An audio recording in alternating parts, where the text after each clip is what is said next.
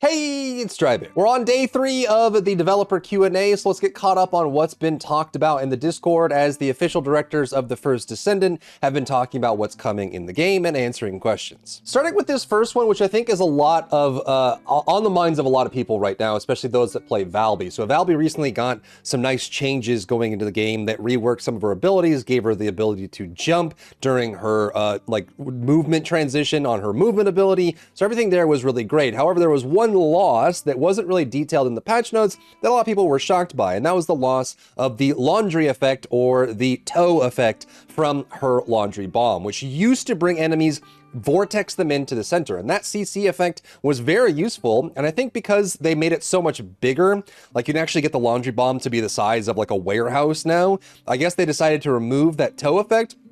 But many people have asked, was this intentional and what do they plan to do about it? And so they do respond with this directly and say that yes, it was intentional. They didn't explicitly say why, though my guess is because the bomb could get so big, you would end up pulling mobs into areas where they would get stuck and would probably cause a lot of issues because the bomb was so large. So they removed the toe effect and made it bigger and more usable with more ammo and a faster firing rate, but the toe effect is gone. So they mentioned that they will consider potentially putting a mod in the future that allows her to get that toe effect back, but as of right now, it doesn't look like that toe effect is going to be reworked in through a hotfix or any other means. It would have to come in through new content, and it's gone for good as of right now. Another major topic that gets brought up all the time is the idea of group-based combat, and a lot of this comes down to characters like Ajax or Eugen or even Luna that have synergistic or support style abilities that focus on making the party better. And while they have directly mentioned that they would like to add in new UI elements for like Eugen or Luna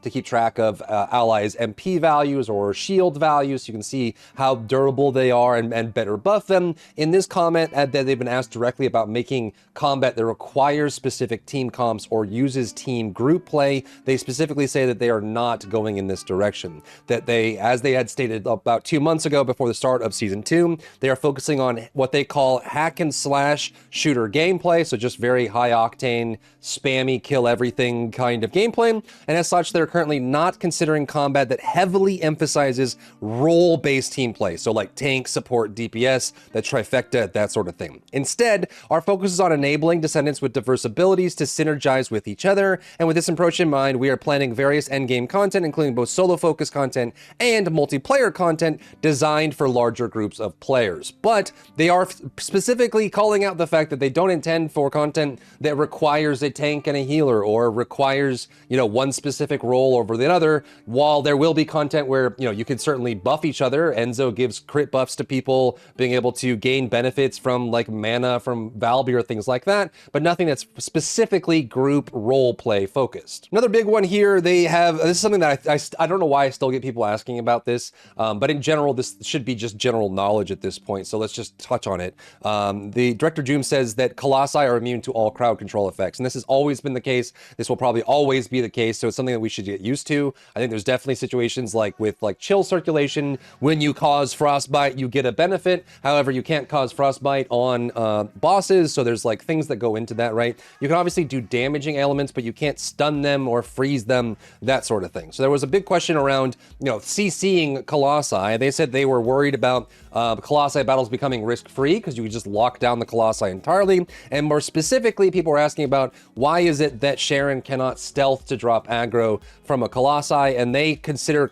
that in the same umbrella as CC or avoiding conflict. So as Sharon's active camouflage is intentionally designed to be detectable by Colossi. This is not a bug or an oversight. They want it so that stealth mechanics do not work on Colossi, as the same as CC mechanics don't work on Colossi. Another great question here is people asking about the adding of elemental damage to weapons, and a very logical question is why were some weapons giving elemental damage and some weren't, and also what was the process in determining which elements went on which weapon, right? Because for example, as was given by this question asker, why didn't Thunder Cage get electric damage and why didn't Enduring Legacy get fire damage? It would make sense that those weapons kind of get it. And so they're, at least from their mind and their viewpoint on how they're approaching it is they were adding the elemental damage as a bonus damage to weapons that were thematic but also were underperforming. They wanted to bring some of those weapons further into the limelight by giving them bonus damage that was elemental so that it was good against specific encounters, but also helped bring them to be more relevant in the fight. So because Thunder Cage and Enduring Legacy were already widely used, they didn't want to increase their damage even more and instead focus on weapons that needed more help.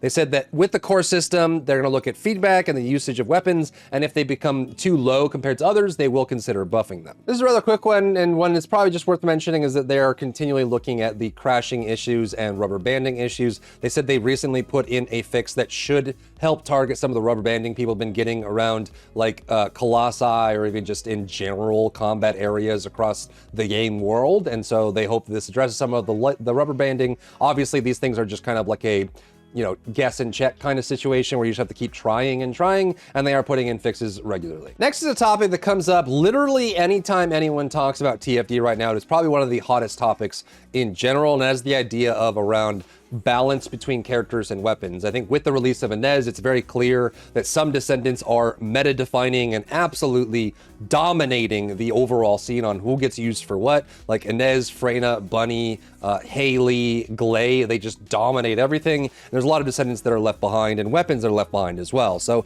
to respond to this, they say, to be honest, our approach to balancing is not to stick to our own ideas, but to embrace community feedback, verify through data, and address shortcomings. Currently, a few powerful Descendants exist, and we are in the process of adjusting the weaker ones to match their level. We believe that balancing requires continuous improvement, that achieving perfect balance is an everlasting process, yada yada. Very, very true, and make sure that a variety of Descendants can be utilized effectively. So I feel like this is something they've been saying for a while, and it certainly is something that is true across most games, but I think ever since the game even launched, before we even had new characters, it has felt like the new, specifically female characters have been kind of putting the other characters to shame. Lepik was a great bosser until Haley came online. They reworked Freyna and she dominated. They introduced Inez and she's dominating. But we have had characters like Keelan come out, who came out so abysmally weak that he had to be buffed by 600% in the first patch, and he's still weak in the current state. So there's a lot of questions of, can we get SEO to the level of Inez? Can we get Eugen to the level of Glay? Can we get Enzo, that sort of thing? And you could probably make an argument of normal versus ultimate, because there are only currently 2 ultimate male Descendants, but 6 ultimate female Descendants. However, with the case of Haley and Inez being some of the strongest Descendants in the game by far, and they don't even have an ultimate, and in many cases, Haley was dominating even without a red mod to her name. And so there's definitely, I feel like you could make an argument around ultimate versus normal, but that doesn't seem to be the case right now. So I think all eyes are going to be on the devs to figure out what they are going to do for Season 3 with Serena coming out, who the next ultimate is going to be, and how they're going to manage power creep, as well as making sure more Descendants are viable. The next topic is also another big one, which is, do you plan to rework the dropping of components or even reactors as well? Currently, like I said in the last video, I have spent the majority of my time. I actually just got the God roll set of Slayer components. It took me 4 full days of non-stop killing Pyro. I probably killed Pyro over 500 times just in the last couple days, just trying to get those. And it's all just RNG, right? So most of my time in Season 2, Update 2, has not been Void Erosion, core, it's just been getting like components and reactors and good setups for that, and then not so much on the new content because it takes so much time to actually do that. So that's the question right now, is do you plan to rework components and reactors and the random stats that are on them? And they respond with, we are planning improvements for both external component farming and the external component system itself. In the short term, we're preparing measures to ease the difficulty of farming. However, they do mention that it is a system-wide change and a full rework. The improvements to the component system aim to enhance its fun elements, making options and set effects more meaningful and enabling a wider variety of builds, but it'll be a long-term plan rather than a simple farming improvement. So we have to look forward to that. So does this mean Season 3? Does it mean Season 4? We don't know. As of right now, I haven't seen anything concrete from them around being able to more easily or directly farm components or reactors that have good stats on them. And also, I think, a lot of people are, pitchfork and torch around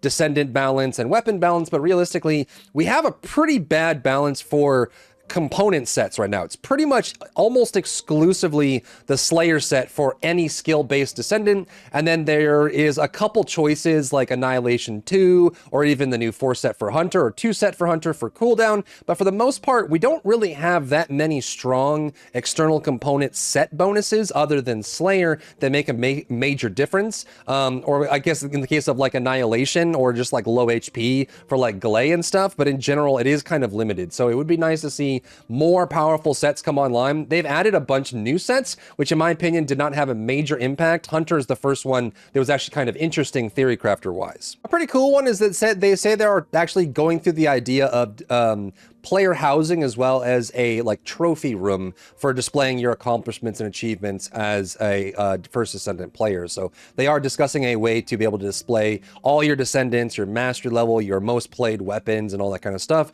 in a visual way, as well as some way to represent player housing in some, you know, personal manner as well. So hopefully if this is already in talks, and they did mention this about a month ago as well, that we will see that at some point this year, maybe by summer, as a way to kind of show off how far you've come and what you've accomplished, which I think stuff like that is always just an easy win for the player base. And that concludes the Q&A. We are caught up with everything that's been said so far. They said they will return for more Q&A later, so hopefully when that happens, I'll keep you guys posted on what's going on. But let me know what you think are the hottest issues in the First Descendant right now, and what you're hoping for out of the Season 3 update with the new Fire Descendant Serena, and the new content coming into the game, plus a ton of reworks, balance changes, and buffs along the way, and also how you're enjoying your Season 2 Update 2 journey with Weapon Core unlocks, Inez, Void Erosion, and Defiler. If you found value in today's video, leave a like down below, leave a comment for the algorithm to help this video get seen by more people, and don't forget to check out my other channels for other content and other stuff and other things.